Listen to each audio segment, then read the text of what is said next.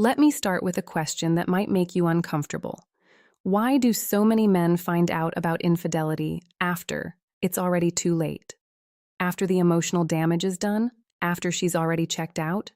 It's not because the signs weren't there. It's because the signs were misinterpreted, dismissed, explained away as stress, hormones, a rough patch, or just how women are sometimes. But here's what decades of relationship psychology and infidelity research actually show. A woman who is moving toward cheating leaves a very specific trail. Not because she wants to get caught, but because the human mind, no matter how careful, cannot hide certain shifts in emotional behavior. Today, I'm going to walk you through 4 signs that are almost universally present before a woman crosses the line. Not after.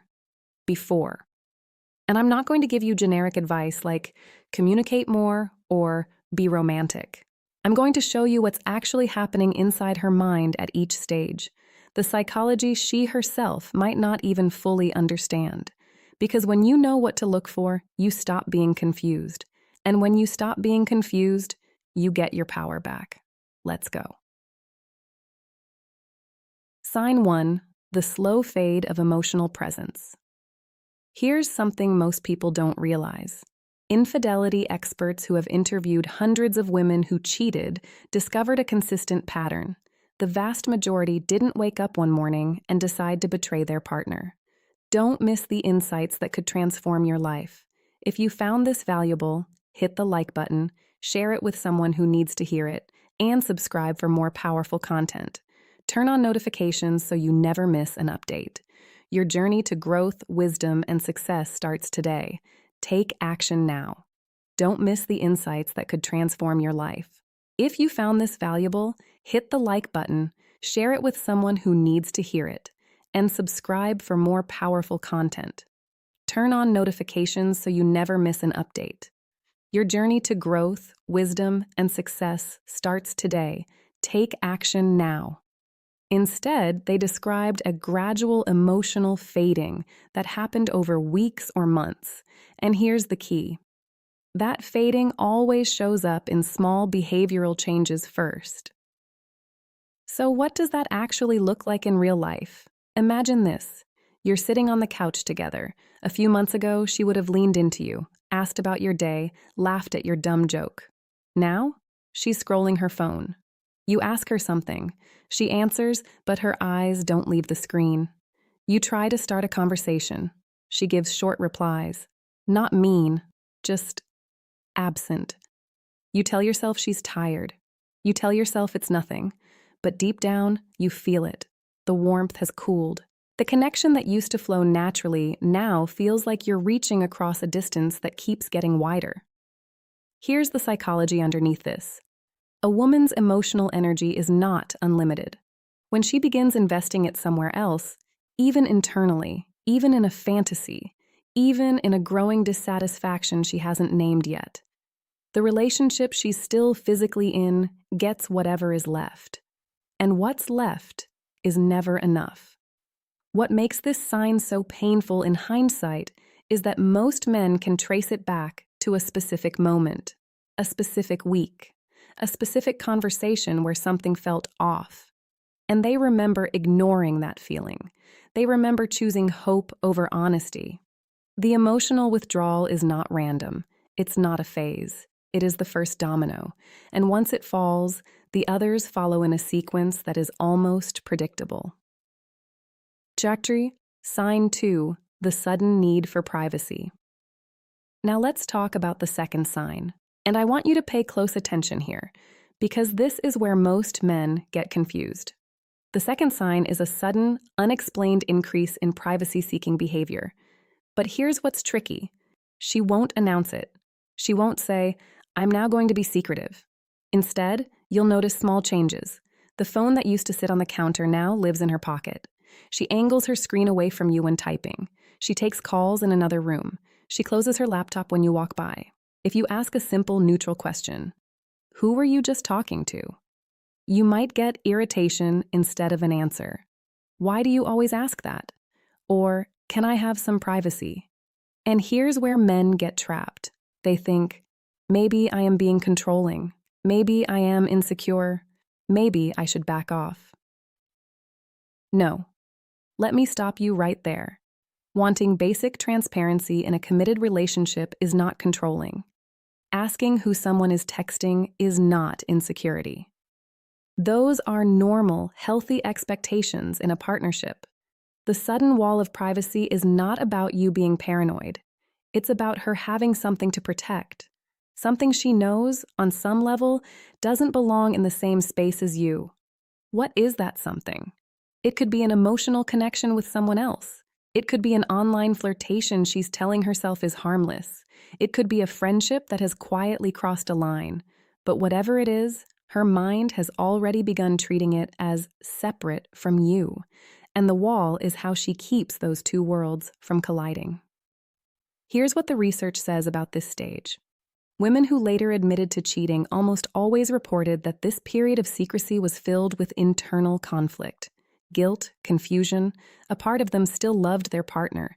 Another part was drawn toward whatever felt new and exciting. But here's the brutal truth.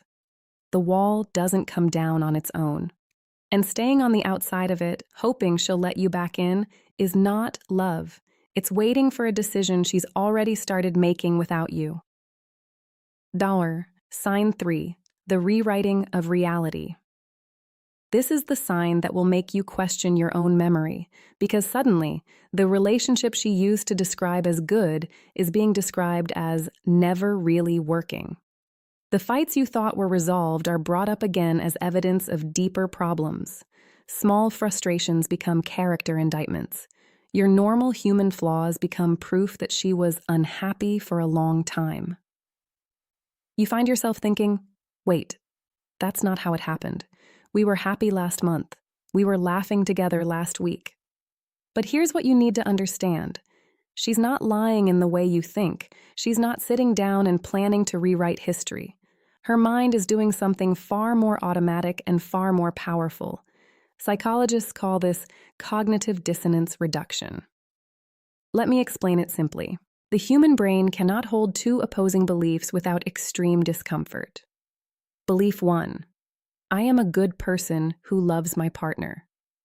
Belief 2. I am emotionally investing in someone else. Those two beliefs clash. So the brain solves the clash by changing one of them. It quietly rewrites the story of the relationship. It searches for evidence that things were already broken. It magnifies old hurts. It minimizes good memories. It transforms a normal, imperfect relationship into a fundamentally flawed one.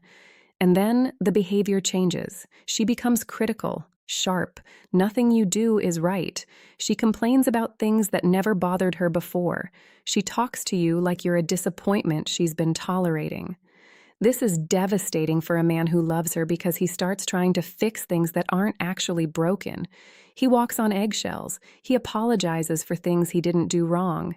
He thinks, if I can just be better, she'll love me again. But here's the truth, and I need you to hear this clearly. The criticism is not about you. It was never about you. It is about her need to justify a decision her heart has already made. She needs you to be the reason the relationship failed, so she doesn't have to face what she's doing. The moment you understand this, you stop chasing her approval. You stop trying to earn back a love that is already being invested elsewhere. You stop shrinking yourself to fit into a story she's writing to protect her own conscience.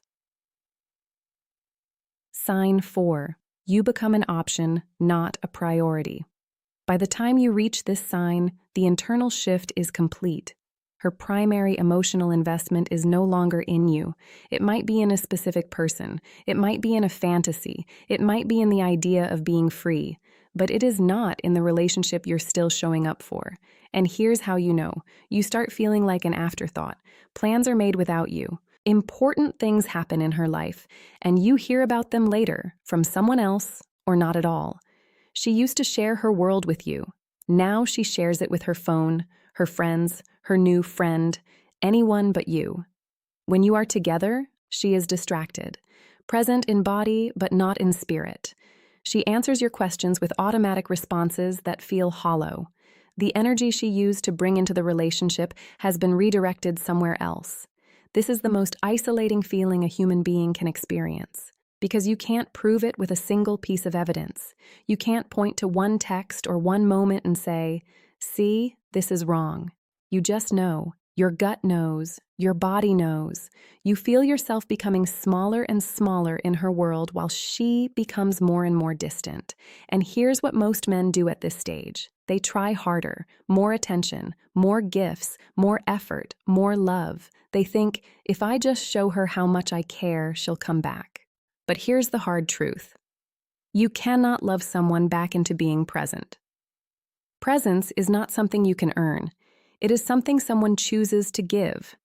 And if she has already chosen to invest her emotional energy elsewhere, no amount of effort from you will change that. The moment you become secondary in your own relationship is not the moment to try harder. It is the moment to get honest. Honest with yourself about what you're seeing. Honest about how you feel. Honest about whether you want to keep pouring your love into a space that has already quietly closed its doors. You deserve to be someone's priority, not their obligation, not their backup plan, not the person they tolerate while they figure out what they really want. You deserve to be chosen, fully, freely, without walls, without rewritten history, without the slow, quiet death of becoming secondary. Chapter closing. What these 4 signs actually give you. I want to be very clear about something. Knowing these 4 signs does not mean you should become suspicious of every partner. It does not mean you should live in fear. It does not mean you should accuse anyone without evidence. What it means is this. You now have clarity. You know that emotional withdrawal is not random. It is the first thread pulling loose. You know that sudden secrecy is not about you being insecure. It is about her building walls to protect something new. You know that relentless criticism is not a fair assessment of your worth. It is a psychological mechanism to justify a decision already made. You know that becoming secondary is not your imagination. It is the final evidence that her emotional investment has already moved elsewhere. And with that clarity, you can stop doing what so many men do. You can stop explaining away the signs. You can stop begging for warmth from someone who has already turned her emotional energy elsewhere. You can stop shrinking yourself to fit into a relationship that has already stopped holding space for you. Instead, you can trust yourself. You can name what you're seeing to yourself, even if you're not ready to name it to her. And you can decide that your love is not a bargain item to be kept on a shelf until something better comes along. The 4 signs she leaves are not random. They are footprints. And footprints tell you where someone has already gone. Now you know how to read them.